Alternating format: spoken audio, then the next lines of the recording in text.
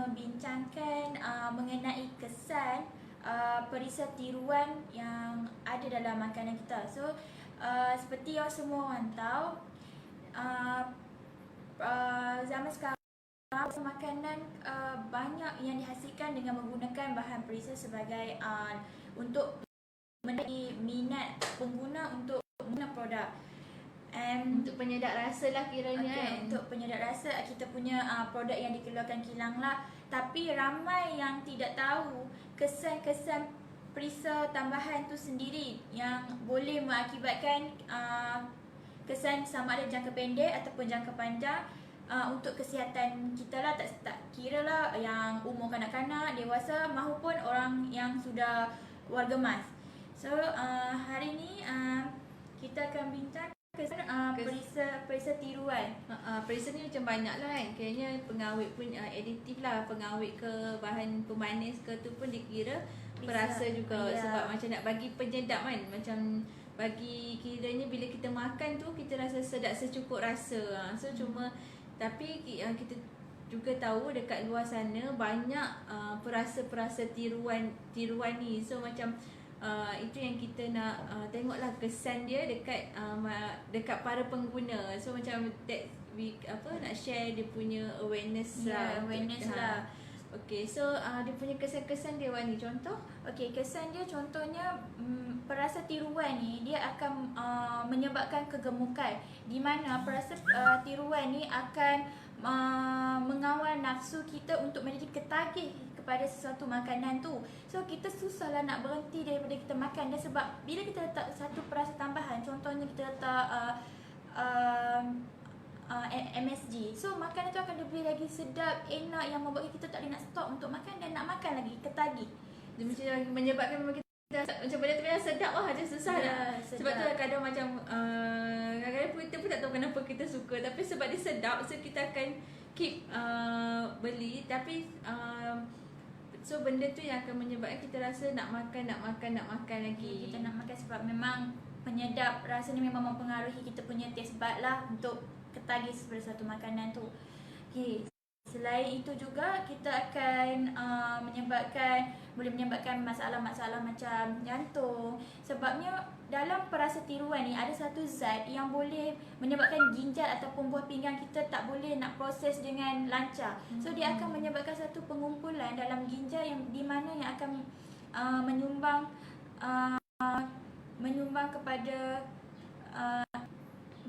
kepada kita masalah kesihatan. Ya, masalah kesihatan. Sebab pinggang macam tu lah. Ya, masalah buah pinggang semua tu. Ini kalau masalah jantung tu menyebabkan dia tersumbat kepada salur arteri lah, yang menyebabkan kita punya salur darah susah untuk mengalir dengan sempurna. Okey, untuk dalam badan kita secara dengan lebih lancar lah. Okey. Ada lagi. Selain itu juga macam setengah perasa tiruan ni juga sebenarnya boleh menyebabkan alahan. Sebab setengah orang dia macam kita tak tahu kita alah apa kan. Contoh macam MSG tu sendiri, kalau macam setengah orang yang yang memang alergik dengan MSG, dia memang bila dia makan je memang dia akan rasa sesak nafas ataupun memang ada gatal-gatal, ada reaction reaction dekat kulit macam ruam. So macam benda-benda tu yang sebenarnya yang kita concern macam bila kita ambil perasa tiruan ni, memang akan memberi yang setengah orang yang alahan tu memang akan terkesan lah. Macam bila dia makan je makanan tu, bila ada MSG memang automatik dia akan rasa mungkin dia rasa mual-mual nak muntah ke. Tu memang tanda-tanda dia alahan dengan MSG ataupun perasa tiruan tu sendiri.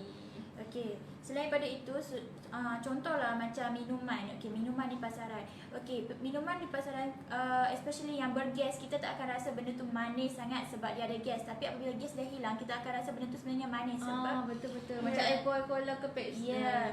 Okey, sebabnya ada satu gula tambahan di mana nama dia aspartame. Okey, aspartame, di mana dia sebenarnya dia gula untuk gantikan gula yang putih selalu kita makan, tapi sebenarnya dia 200 kali lebih manis daripada gula yang kita selalu konsum tu. Okey. Maksudnya kalau satu sudu gula tu manis dia 200 kali ganda. So betapa banyaknya gula dekat dalam tu kan. Ya. So untuk pemanis lah, kiranya pemanis untuk makan air lah, minuman tu. ataupun makanan. So aspartim ni juga dia sebenarnya tak ada zat pun. Dia tak ada karbohidrat dan tak ada nutrisi pun untuk badan. Dia hanya satu penambah perisa yang ada rasa manis untuk makanan. Okay. And then dia juga akan boleh menyebabkan diabetes. Okay. Sebabnya makanan dekat pasaran ni kita punya objektif untuk buat makanan-makanan yang dekat pasaran ni adalah untuk menarik pengguna ataupun pelanggan untuk mengguna produk kita. So kita akan mencari satu alternatif ataupun cara untuk macam mana kita nak sedapkan makanan kita dengan menambahkan dengan perasa tiruan lah. Okay. Dan selain tu juga aspartam ni tak silap saya ada baca, dia memang ada mengikut dia orang buat kajian dekat tikus yang dia so tikus ni ada masalah neurologi. Masalah saraf. So itu kesan sampingan untuk tikus lah. So macam untuk long term punya untuk manusia pun mungkin akan ada, sebab kebanyakan clinical tu memang kita akan buat kat tikus sebab dia punya sistem dia semua lebih kurang sama dengan manusia. So that's why bila kalau dia orang buat test dekat neurologis, so tak mustahil juga kalau kita manusia yang kalau kita consume terlalu lama akan mengalami masalah yang sama juga.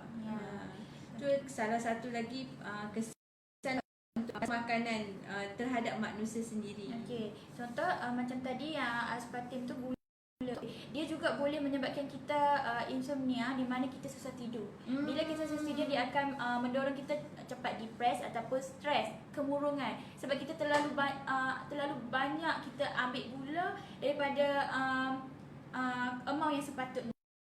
Dan juga macam kalau kanak-kanak kan, kalau kanak-kanak sebab tu ibu bapa macam kalau boleh pantau pemakanan kanak-kanak ni, sebab kalau dia orang ambil macam terlalu banyak makanan yang high sugar, so dia orang memang tak dapat tidur juga. Dia orang akan jadi hyperaktif, dan juga fokus gangguan dalam dia orang punya fokus. Maksudnya tambah kalau macam sekarang dah start persekolahan apa semua tu, so makanan-makanan ni yang banyak perasa ataupun yang ada perasa tiruan ni akan mengganggu dia orang punya fokus dalam pembelajaran. Sebab kita tahu macam kalau dia orang macam kalau kita as a student pun, kalau study memang kita perlu fokus yang tinggi, tambah-tambah macam budak-budak yang macam baru nak mengenal dunia pembelajaran semua tu.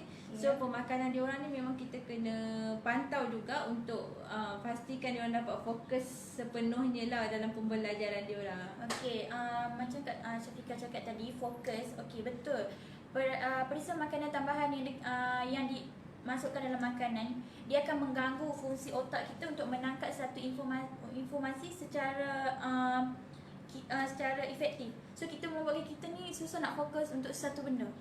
Okey, sebab untuk orang dewasa jugalah kan. Untuk orang dewasa juga, sebab kita memang tak akan nampak kesan tu dengan masa yang sekarang. Maybe dia akan jadi masa jangka panjang. Okey. Selain daripada itu, perasa tiruan ni juga dia boleh mengganggu tadilah emosi, kestabilan kita punya emosi, kejap-kejap kita stres, kemurungan sebab tak cukup tidur kan. Macam kalau dah macam malam dah tak cukup tidur, insomnia, so esok tu nak pergi kerja lagi ke ataupun nak belajar lagi ke, masa tu memang benda tu sangat mengganggu sebab kita tak cukup rehat. So daripada situ juga nanti akan menyebabkan beberapa penyakit lain juga. Maksudnya dah tak cukup tidur kan, tak cukup rehat, so akan datanglah penyakit-penyakit lain kan. Lepas tu, okey, ada lagi Kak Syafiqah? Okey, selain macam tadi yang Wani cakap tadi, boleh menyebabkan peningkatan risiko penyakit jantung sebab pengumpulan fosfat dekat dalam dalam badan tu, so menyebabkan dia punya jantung tu akan menghadapi masalah juga. Okey, so contoh-contoh lain yang menyebabkan perasa ataupun bahan aditif yang dekat dalam pemakanan yang boleh menyebabkan boleh menyebabkan memberi kesan kesihatan kepada pengguna adalah contohnya tadi macam monosodium glutamate. Yang tu bukan sebab apa, sebab bila dia orang guna memang makan akan rasa sedap, tapi yang tu akan menyebabkan ada setengah orang yang alang akan macam rasa loya-loya ataupun cirit birik ataupun demam ataupun benda-benda yang tu yang sebenarnya akan memberi kesan kepada para dan contoh juga butylated hydrocynosol ataupun orang panggil BHA je, yang ni juga pengawet yang bukan dia sebenarnya untuk mengurangkan, tambah kalau macam makanan yang berlemak. So selalunya para pengilang atau makanan akan masukkan BHA ni dekat dalam makanan yang berlemak sebab untuk melambatkan proses bau tengik tu. Tapi sebenarnya dia akan macam pernah diuji kaji terhadap haiwan, pengawet ni dia sebenarnya akan memberi kesan boleh menyebabkan kanser. So itu yang kita macam kita kena pantau lah, macam dekat pelabelan makanan tu sendiri. Kena tengok apa bahan pengawet yang digunakan, apa bahan aditif yang digunakan, atau apa bahan perasa yang dimasukkan ke dalam makanan tu sendiri. Sebab bila kita guna makanan, so benda-benda tu sebab tambah kalau macam kali kita masak kat rumah sendiri, yang kita tahu apa perasa yang kita letak, apa yang kuantiti tu macam mana. Tapi kalau untuk pembuatan ataupun yang memang kita dapatkan daripada pasaran, kita tak pasti berapa kuantiti yang dia orang letak apa. Sebab itu pelabelan adalah sangat penting. Termasuk juga macam kalau KPDNKK pun memang memang concern lah dekat bahagian pelabeling punya packaging tu, untuk kita pengguna tahu apa yang makanan yang ada dekat dalam tu, apa bahan yang ada dekat dalam tu. Okay? Contoh macam bahan pemanis yang macam tadi Wani cakap, bahan pemanis yang kita guna, selalunya kita guna gula berang ataupun madu ke untuk memaniskan masakan kita. Tapi untuk macam pembuat makanan yang secara besar-besaran, mungkin diorang akan masukkan gula tiruan macam aspartam tadi, yang macam boleh memberi kesan sampingan kepada pengguna. Macam Wani cakap tadi, macam air yang bergas tu berapa 200 lebih manis daripada gula biasa tu. Memang dah cukup manis dah sebenarnya. Kita dengar pun gerun kan, 200 kali, banyak tu. So macam tapi itulah macam kata tadi, pengguna ni dia tak akan sedar. Sebab yalah, contoh air karbonat dekat pasaran tu, kita minum sedap, sampai kita tak sedar pun sebenarnya benda tu mengandungi kuantiti gula yang sangat tinggi yang membahayakan kesihatan. Okay, kita minum kita rasa sedap je, dibandingkan air yang kita buat sendiri kat rumah. Ada juga contoh yang macam boleh juga macam perhatikan dekat pelabelan ataupun packaging, yang bila dia orang ada letak dekat bahagian label tu dia tulis tidak disyorkan kepada kanak-kanak. Itu mungkin sebab dia menggunakan pemanis tiruan yang sangat tinggi. Maksudnya kanak-kanak mungkin untuk aspartam sebenarnya memang dah tak macam tak bagus jugalah untuk kanak-kanak konsum. Tapi ada lagi pemanis tiruan yang lebih tinggi kandungan kadar manisan dia tu. Contoh saccharin yang merupakan 200 hingga 700 kali daripada gula. Yang ni memang sangat banyak, 200 hingga 700 kali. Maksudnya memang sangat tinggi dia punya kadar gula tu. So kadar manis dia tu. So yang tu pun memang akan memberikan kesan yang tak baik lah untuk kita. Contoh dia memang diabetes lah. Selalunya orang kaitkan manis ni dengan diabetes kan. So perasa yang macam tu yang macam yang memberi kesan kepada kesihatan kita. Jadi perasa tiruan dalam makanan ni sebenarnya bagus ke tak bagus? Dia sebenarnya bagus tak bagus tu dia bergantung kepada pengguna sebenarnya. Sebabnya pilihan dekat tangan kita. Okey, kita tak boleh nak salahkan pengilang. Sebab itu adalah tanggungjawab dia menghasilkan makanan, minuman. Okey, dan kadang-kadang perisa tambahan ni dia juga boleh bertindak sebagai pengawet makanan juga.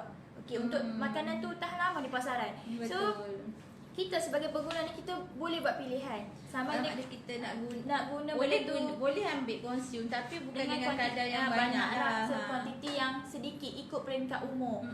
Ataupun jarang-jarang kita makan dan mengamalkan lebih banyak lagi makanan yang sihat, sebabnya makanan sihat lagi banyak daripada makanan yang tak sihat sebenarnya.